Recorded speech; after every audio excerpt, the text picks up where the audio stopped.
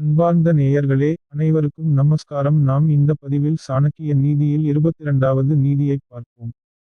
என்ன கவலை என் வாழ்வில் இருக்கும், ஹரி உலகின் ஆதாரமாய் இருக்கும் போது அவர் இல்லாமல் தாயின் மார்பில் இருந்து எப்படி குழந்தையின் வாழ்வாதாரம் பாலாய் வழிய முடியும்?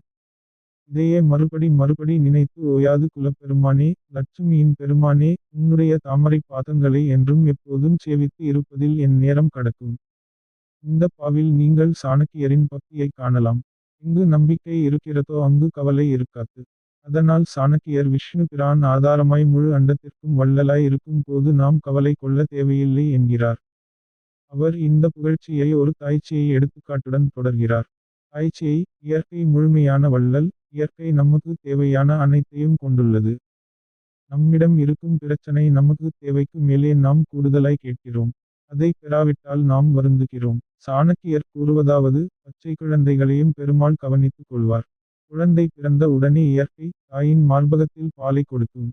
தாய்ப்பால் குழந்தைக்கு நிறைவான உணவாகும். தாய்ப்பாலை தவிர வாழ்வதற்கு பச்சிளம் குழந்தைக்கு வேறு எந்த ஊட்டச்சத்தும் தேவையில்லை. வளரும் பக்தி, இதைப் போன்ற எடுத்துக்காட்டுகளை எண்ணும்போது எல்லாமே கடவுளால் உருவாக்கப்பட்டு பராமரிக்கப்பட்டு வருவதை நீங்கள் உணர்வீர்கள். அப்படி எனில் ஏன் நீங்கள் கவலைப்பட வேண்டும்?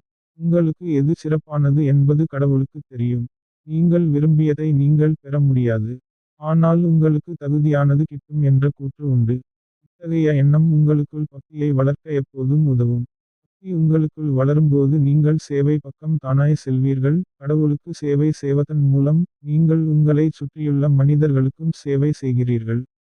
இத்தகைய செயல் உங்களை உண்மையில் மகிழ்விக்கும். இதுவே சாணக்கியர் நீதி ஆகும்.